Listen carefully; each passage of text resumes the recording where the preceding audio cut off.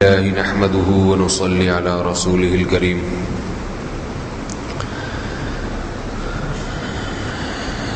کبیرہ گناہوں میں سے ایک اور بہت بڑا جرم جس پر بہت ساری وعیدیں ہیں وہ ہے سود کھانا۔ سود اس زیادتی کو کہتے ہیں جو عوض سے خالی ہو، یعنی کسی تجارتی معاہدے کے بغیر اجارہ، استجارہ وغیرہ جو شرعی عقود ہیں ان کے بغیر آپ نے کسی کو رقم دی اور اس پر متعین اضافی نفع لے رہے ہیں آپ، اس کو سود کہتے ہیں۔ اس سے آپ کو بحث نہیں ہوتی کہ یہ رقم جب کاروبار میں لگائے گا تو اس کو فائدہ ہوگا یا نقصان ہوگا۔ فائدہ ہوگا تو اس فائدے میں میری شرکت کتنی ہوگی، نقصان ہوگا تو اس نقصان میں میری شرکت کتنی، اس سے بحث نہیں ہوتی۔ آپ نے کسی کو رقم دی، قرض دیا اور اس پہ آپ متعین پروفٹ لیتے ہیں، یہ خالص سود ہے۔ سود پیسوں کے علاوہ بھی چیزوں میں ہوتا ہے، تول کے بکنے والی چیزیں یا وزن یا ناپ کے جو بکنے والی کیل جسے کہتے ہیں، پیمانہ لیٹر کا، 1 لیٹر دے کے 2 لیٹر لے لینا ایک ہی چیز کو، یہ بھی سود میں داخل ہے۔ لیکن چونکہ ہمارے معاشرے میں جو سود رائج ہے وہ زیادہ وہ ربا نسا ہے جس کو قرآن نے حرام قرار دیا ہے، جو بینکوں میں چل رہا ہے، رقم رکھی اور اس پہ اضافی پروفٹ لے لیے۔ یہ وہ سود ہے جس پر بہت ہی شدید وعیدیں وارد ہوئی ہیں۔ قرآن مجید میں اللہ تعالیٰ کا ارشاد ہے، یا ایھا الذین آمنوا لا تأکلوا الربا، اے ایمان والو سود مت کھاؤ۔ ہونا تو یہ چاہیے کہ بس یہ ایک حکم کافی ہو جائے ہمارے لیے، قومی بچت میں پیسے رکھوانا، ڈیفنس سیونگ جو ایک اسکیم چل رہی ہے اس میں پیسے رکھوانا، ہاؤس بلڈنگ سے قرضے لے کے ان کو سود دینا، اس سے انسان کو رک جانا چاہیے صرف ایک آیت کی وجہ سے۔ لیکن لوگ نہیں رکتے، آج بھی ڈیفنس کے سرٹیفکیٹ لیے ہوئے لوگوں نے، سیونگ اور قومی بچت میں لوگ پیسے رکھواتے ہیں، وہاں سے سود لیتے ہیں، بینکوں میں پیسے رکھواتے ہیں، سود لیتے ہیں۔ تو اللہ تعالیٰ کا ایک حکم کافی ہو جانا چاہیے، لا تأکلوا الربا، سود مت لو، کھانے کی اجازت نہیں ہے تمہیں۔ آگے فرمایا فَإِن لَّمْ تَفْعَلُوا، اگر نہیں باز آتے، کھاتے رہتے ہو، فَأْذَنُوا بِحَرْبٍ مِّنَ اللَّهِ وَرَسُولِهِ، تو تمہارے خلاف اللہ اور اس کے رسول کا اعلان جنگ ہے۔ اعلان جنگ کا مطلب ممکن ہے سود کھانے والا کہے کہ بھائی میرے خلاف تو کوئی بھی جنگ پہ نہیں آ رہا، نہ کبھی اللہ جنگ کر رہے ہیں نہ رسول جنگ کر رہے ہیں میرے خلاف۔ یہ اصل میں اللہ نے دھمکی دے دی کہ جس کے خلاف اعلان جنگ ہوتا ہے پھر اس کا خون مکمل حلال ہوتا ہے۔ میدان جنگ میں جس فوج سے لڑائی ہوتی ہے اس کو قتل بھی کیا جا سکتا ہے، اس کا سارا سامان لوٹا جا سکتا ہے، ان کی عورتوں کو باندیاں تک بنایا جا سکتا ہے، یعنی اس سے پھر حتی الامکان جس حد تک ممکن ہو نقصان پہنچانے کی کوشش کی جاتی ہے دشمن کو۔ تو اس میں اللہ نے بتا دیا کہ جو سود کھانے والے لوگ ہیں وہ میرے ایسے دشمن ہیں جیسے تمہارا میدان جنگ میں کوئی کافر دشمن ہوتا ہے۔ تو اب اس کے ساتھ میں کچھ بھی کر سکتا ہوں، نہ کروں تو یہ حکمت ہے، مصلحت ہے، یہ سزا کو گویا میں ٹال رہا ہوں، لیکن چھوڑوں گا نہیں اس کو، میں چھوڑوں گا نہیں اس کو، اتنی سزا دوں گا، ایسے سزا دوں گا۔ اس سزا کا بھی اللہ نے قرآن میں ذکر کیا، فرمایا الذین یأکلون الربا لا یقومون الا کما یقوم الذی یتخبطہ الشیطان من المس، کہ ان لوگوں کا جب حشر ہوگا تو ان کی عذاب کو دیکھ کر ایسی کیفیت ہوگی، ایسے حواس باختہ ہوں گے سود کھانے والے لوگ کہ جیسے تم پر تمہارے جان پہچان والوں میں جب کسی پر جن چڑھ جائے، جنات سوار ہو جائیں اور جس طرح وہ تڑپتا اور مچلتا ہے، حواس باختہ ہو جاتا ہے نا، جس پہ جن آسیب بھوت وغیرہ آ جائیں کیسا حواس باختہ ہوتا ہے، لوگ پریشان ہوتے ہیں۔ فرمایا عذاب ابھی ہوگا نہیں، صرف عذاب کو دیکھ کے اپنے انجام پہ نظر کر کے اس کی یہ کیفیت ہوگی، ایسے حواس اس کے جو ہے نا باختہ ہو جائے گا وہ، اور ہوش و حواس اس کے ٹھکانے نہیں رہیں گے۔ ایسے عذاب تو آگے شروع ہوگا، اپنا انجام دیکھ کے اس کی یہ کیفیت ہوگی۔ تو بھائی اللہ کے عذاب سے ڈرنا چاہیے۔ قرآن مجید میں اللہ نے فرمایا کہ ہم نے یہودیوں کو بھی سود کھانے سے منع کیا تھا، وَأَخْذِهِمُ الرِّبَا وَقَدْ نُهُوا عَنْهُ، کہ ہم نے ان کو بھی منع کیا لیکن انہوں نے کھانا شروع کر دیا۔ تو اس سے معلوم ہوتا ہے کہ سود ایک ایسی لعنتی چیز ہے جو ہر امت میں حرام رہی ہے، صرف مسلم امت میں نہیں ہے، پچھلی امتوں میں بھی حرام تھا۔ رسول اللہ صلی اللہ علیہ وسلم نے فتح مکہ کے دن اعلان فرمایا کہ جس نے بھی سودی لین دین جو ماضی میں ہو چکا، آج کے بعد وہ سارے معاہدے منسوخ ہیں۔ اسلام میں معاہدوں کی پابندی کی بہت اہمیت ہے، لیکن شریعت کہتی ہے کہ اگر کسی نے سودی معاہدہ کر لیا تو وہ معاہدہ بھی کالعدم ہوگا۔ آپ نے کسی سے قرضہ لیا اور یہ معاہدہ کیا کہ میں اتنے پروفٹ کے ساتھ اس کو لوٹا کے دوں گا، قسمیں بھی اٹھا لی، پھر بھی شریعت کہتی ہے یہ معاہدہ کالعدم ہے، آپ پر لازم نہیں ہے کہ آپ دیں بلکہ نہ دیں اس کو۔ تو ایک تو ہے سود کھانا، سود خور کو آخرت میں جو عذاب ہوگا وہ تو ہوگا، دنیا میں جو عذاب اس کو دیا جاتا ہے وہ یہ اس کے چہرے کا نور چھین لیا جاتا ہے۔ کسی سود خور کے چہرے پہ رونق نہیں ہوگی، کالک ہوگی، شیطان جیسا اس کا منہ نظر آئے گا۔ میں نے تو خود دیکھا ہے اپنی آنکھوں سے، شیطان جیسا اس کا عجیب سا منہ ہو جائے گا، دیکھنے سے پتا چلے گا کہ یہ اس کی حرکتیں ٹھیک نہیں۔ کتنے لوگ دکان کھول کے بیٹھے ہوتے ہیں، سودی قرضے دے رہے ہوتے ہیں لوگوں کو۔ اور دوسری بات، رسول اللہ صلی اللہ علیہ وسلم نے فرمایا، صحیح حدیث ہے، فرمایا سود کی وجہ سے اللہ تعالیٰ 4 افراد پہ لعنت کرتے ہیں۔ سود کی وجہ سے کتنے افراد پہ لعنت ہوتی ہے؟ 4 افراد۔ فرمایا نمبر 1 سود کھانے والا، اس پر تو ہے ہی ہے لعنت۔ نمبر 2 سود دینے والا، سودی قرضہ لینا تاکہ میں اس کو پھر سود دوں گا، اس پہ بھی لعنت ہوتی ہے۔ آج کریڈٹ کارڈ لوگ بڑے مزے سے لے کے آتے ہیں، لیٹ ہو جاتے ہیں، پھر اس کے اضافی پیسے جمع کراتے ہیں، سود جمع کرا رہے ہیں وہ۔ تو اللہ کے نبی کے مطابق یہ عمل بھی کیا ہے؟ لعنت والا عمل۔ تیسرا جس پہ لعنت ہوتی ہے اس سودی ایگریمنٹ کو لکھنے والا، کوئی دستاویز ہوں گی نا جس میں یہ لکھا جاتا ہے۔ تو بینک میں جتنے لوگ جاب کر رہے ہیں ان میں 99% سودی لین دین کو لکھتے ہیں، وہی ڈاکومنٹس تیار کرتے ہیں کہ اس کو اتنا قرضہ دیا تھا، اس سے اتنا انٹرسٹ لینا ہے، اس کو اتنا دینا ہے۔ تو اللہ کے نبی نے کیا فرمایا؟ یہ تیسرا وہ شخص ہے جس پر اللہ سود کی وجہ سے لعنت کرتے ہیں۔ اور چوتھا وہ جو سودی لین دین پہ گواہ بنتا ہے کہ عدالت میں جب پیشی ہوگی، اس نے اتنا قرضہ لیا تھا تو اس پہ اس کی شرح جو تھی نا سود کی اتنی رکھی گئی تھی، تو اس پہ عدالت ظاہر گواہوں کو طلب کرتی ہے۔ تو جو اس ایگریمنٹ پہ گواہ بنا، محمد صلی اللہ علیہ وسلم نے فرمایا اس پر بھی اللہ کی لعنت ہوتی ہے۔ تو اس لیے اپنے آپ کو بالکل اس سے دور رکھے انسان۔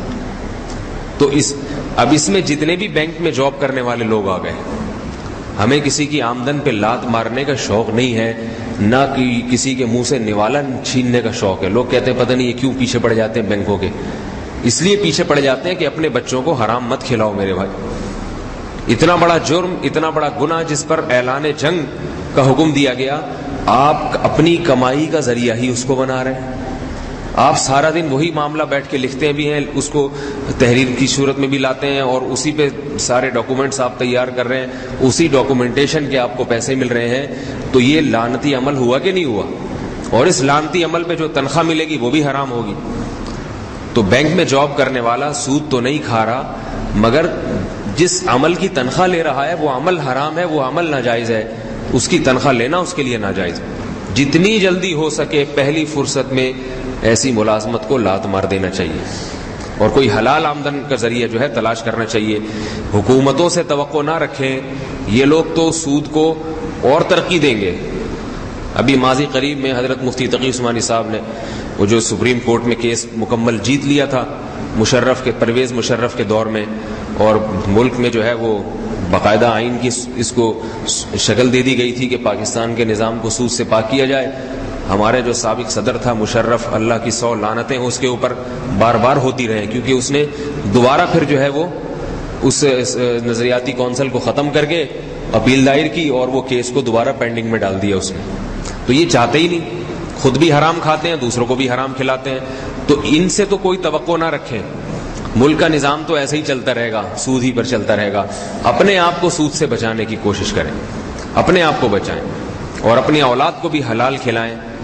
البتہ ایک صورت ہے، علماء نے لکھا ہے کہ اگر کسی شخص کے پاس کوئی قرض دینے کے لیے تیار نہ ہو اور یہ بہت ہی مجبور ہو جائے، بہت ہی شدید مجبوری ہو اور کوئی قرض دینے کے لیے تیار نہ ہو اس کو سود کے بغیر، تو پھر ایسی صورت میں قرضہ لینا اس کے لیے جائز ہے. قرضہ لینا ایسی صورت میں سود دینے کا گناہ نہیں ہوگا، صرف لینے والے کو گناہ ہوگا. لیکن یہ مجبوری کی صورت میں ہے، وہ مجبوری خود سے فیصلہ نہ کریں، کسی عالم سے پوچھیں کہ یہ میری مجبوری اس نوعیت کی ہے بھی یا نہیں ہے. تو کھانے کی پھر بھی اجازت نہیں. تو بھائی اس سے توبہ کریں، اللہ تعالی ہم سب کو بچنے کی توفیق عطا فرمائے. اور ایک بات یہ بھی ہے کہ لوگ چھوٹی چھوٹی باتوں پہ بہانے کرنا شروع کر دیتے ہیں کہ یہ تو مجبوری ہے، یہ تو جناب ایسے ہے، یہ تو ویسے ہے. اللہ تعالیٰ نے قرآن مجید میں صحابہ کرام میں بہت سے جو ہجرت نہیں کر رہے تھے، کچھ صحابہ ایسے تھے جو مکہ سے مدینہ ہجرت نہیں کر رہے تھے، وہ کہہ رہے تھے بھائی ہم اپنا وطن چھوڑ کے جائیں گے تو کہاں جائیں گے، تو بڑا مسئلہ ہو جائے گا ہمارے لیے. بہت سے صحابہ نے ہجرت کی، بعض ڈرتے تھے. تو قرآن مجید میں اللہ نے ایک تسلی کے لیے ان کو آیت نازل فرمائی، فرمایا وَمَن يُهَاجِرْ فِي سَبِيلِ اللَّهِ يَجِدْ فِي الْأَرْضِ مُرَاغَمًا كَثِيرًا وَسَعًا. جو اللہ کی راہ میں ہجرت کرے گا زمین میں بڑی وسعت ہے، بڑی گنجائش ہے، بہت ساری زمین اس کو ٹھکانہ دینے کے لیے تیار ہوگی. تم ہمت کر کے دیکھو، بہت زمین ہے اللہ کی جو تمہیں ٹھکانہ دے گی. جیسے دوسروں کو مدینہ میں اللہ نے ٹھکانہ دے دیا، تمہیں بھی اللہ ٹھکانہ دے دے گا. اور آگے فرمایا وَمَن يَخْرُجْ مِن بَيْتِهِ مُهَاجِرًا إِلَى اللَّهِ وَرَسُولِهِ ثُمَّ يُدْرِكْهُ الْمَوْتُ فَقَدْ وَقَعَ أَجْرُهُ عَلَى اللَّهِ. کہ اگر تم اپنے گھر سے نکلے اللہ کی خاطر اور بالفرض تمہیں موت آ گئی، زیادہ زیادہ یہی ہوتا ہے نا کہ ناکام ہو جاؤ گے، کہیں ٹھکانہ نہیں ملے گا، مر جاؤ گے. تو اللہ فرماتے اللہ کی راہ میں اگر تمہیں موت آ گئی تو یاد رکھو تمہیں اجر دینا اللہ پر لازم ہو گیا. پھر اللہ تمہاری اس قربانی کو ضائع نہیں کرے گا، یہ چیز اللہ کے ذمے ہے.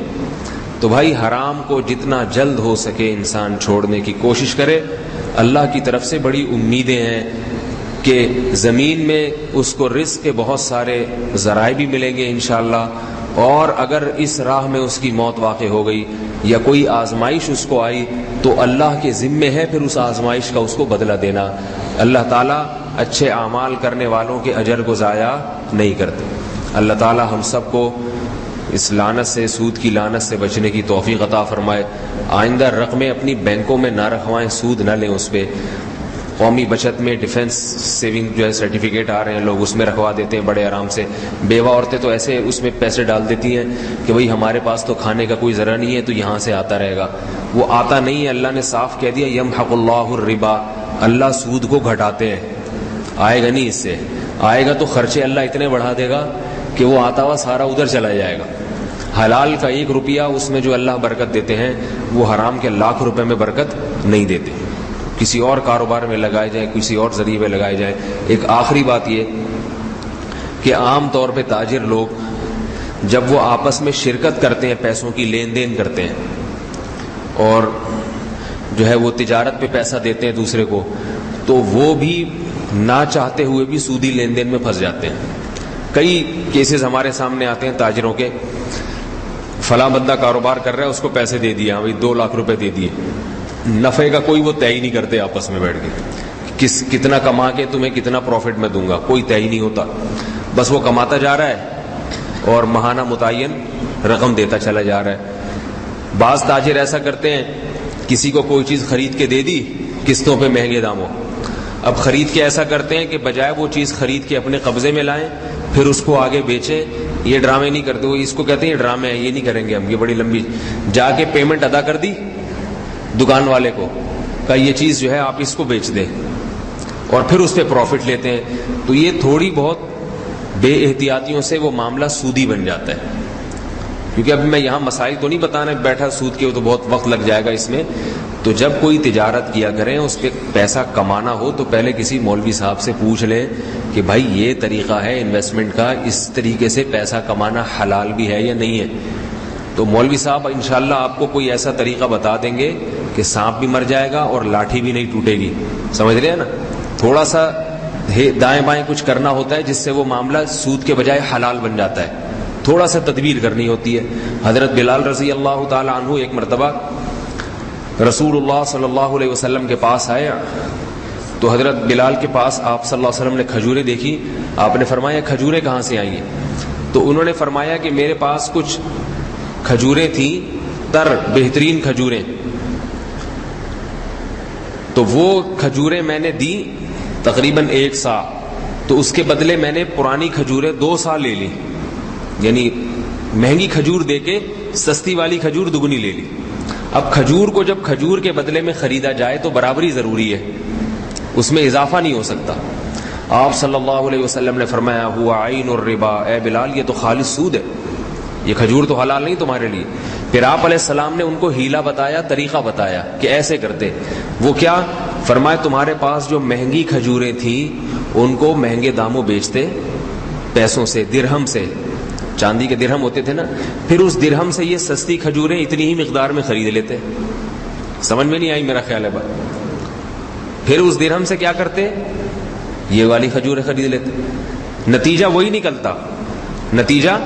وہی نکلتا، دگنی کھجوریں آتی، مگر جائز طریقے سے۔ پیسوں کے بدلے میں تو کھجوریں جتنی چاہے لو، کھجور کے بدلے میں کھجور برابر ہو۔ تو علماء سے اگر رابطے میں رہیں گے نا تجارت میں، تو علماء کوئی آپ کے منہ سے نوالا چھینیں گے نہیں، ایسا نہیں۔ لوگ سمجھتے ہیں مولویوں کے پاس گئے تو یہ ہماری تجارت کا ہی بیڑا غرق نہ کر دے کہیں۔ علماء کو تجارت کرنی تو نہیں آتی، لیکن اللہ کا شکر ہے تجارت صحیح شریعت کے مطابق کیسے کی جاتی ہے وہ الحمدللہ انشاءاللہ آپ کو بتا دیں گے کہ بھئی یہ کر کے اس کو تھوڑا سا یوں کر لو تو اس سے یہ معاملہ جائز ہو جائے گا، حلال بن جائے گا۔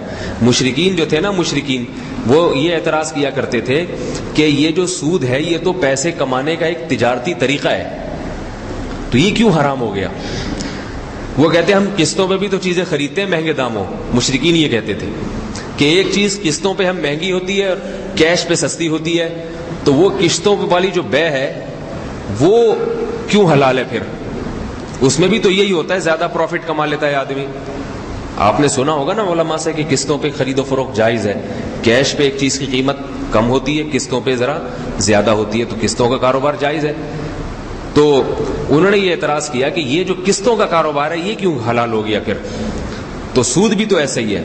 تو اللہ تعالیٰ چاہتے تو ان کو جواب دیتے کہ نہیں قسطوں کے کاروبار میں یہ ہے تو سود میں یوں ہے، کوئی جواب نہیں دیا، بس یہ فرمایا احل اللہ البیع وحرم الربا، یہ طریقے کو اللہ نے حلال قرار دیا ہے اور اس طریقے کو اللہ نے حرام قرار دیا ہے۔ سمجھ میں آ رہی ہے نا بات؟ جس کو اللہ نے جائز کہہ دیا وہ جائز ہے، جس کو اللہ نے حرام کہہ دیا وہ حرام ہے۔